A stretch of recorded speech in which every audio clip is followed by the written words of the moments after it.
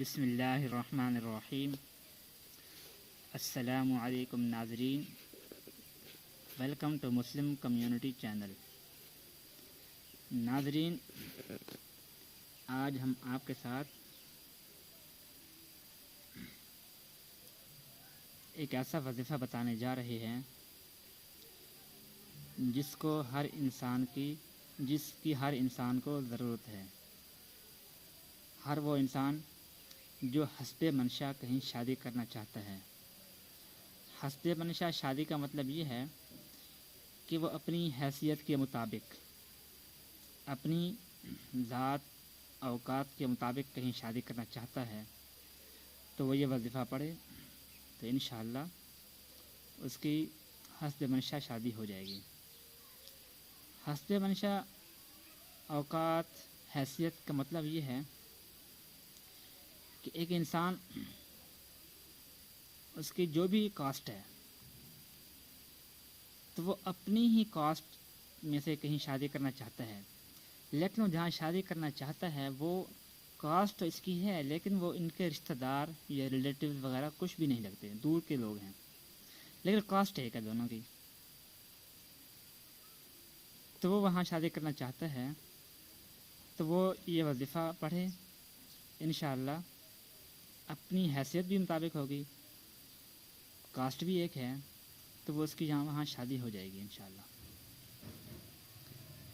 اور وہ وظیفہ پڑھنا کس طریقے سے ہے کہ لڑکا یا لڑکی جو بھی ہے اپنی حیثیت کے مطابق جہاں شادی کرنا چاہتے ہیں تو وہ ایک آیت ہے، اس آیت کو دن میں 5 مرتبہ پڑھنی ہے۔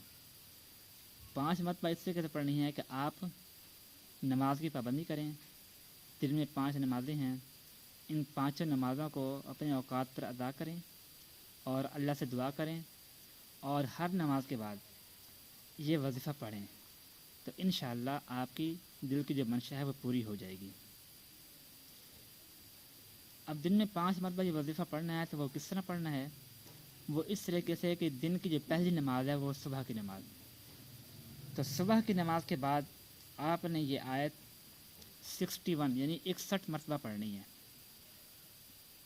اور ظہر کی نماز کے بعد 71 مرتبہ، عصر کی نماز کے بعد 81 مرتبہ، اور مغرب کی نماز کے بعد 91 مرتبہ، اور آخری نماز عشاء کی ہے۔ عشاء کی نماز کے بعد آپ نے یہ وظیفہ 101 مرتبہ پڑھنا ہے۔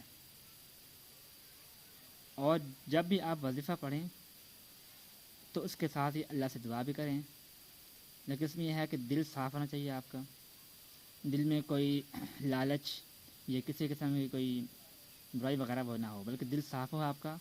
اللہ سے آپ یہ وظیفہ پڑھنے کے بعد دعا کریں، انشاءاللہ آپ کا کام ہو جائے گا۔ تو وہ آیت کیا ہے ناظرین؟ پارہ نمبر 3 تلک الرسل، اور سورۃ آل عمران، سورۃ نمبر بھی 3 ہی ہے، پیج نمبر 54، تاج کمپنی قرآن پاک کے۔ تو اس کے اندر یہ آیت ہے کہ یہاں دیکھ رہے ہیں آپ، کل چھوڑ دیں، اس کے بعد یہ ہے ان الفضل بید اللہ یؤتیہ من یشاء واللہ واسع علیم یختص برحمتہ من یشاء واللہ ذو الفضل العظیم۔ یہ آیت ہے، یعنی یہاں سے شروع ہو رہی ہے، ان الفضل شروع ہو رہی ہے اور واللہ ذو الفضل العظیم تک پڑھنا ہے۔ یہ تقریباً 2 لائنیں بنتی ہیں، یہ 2 لائنیں آپ نے اپنے وظیفے میں شامل کرنی ہیں۔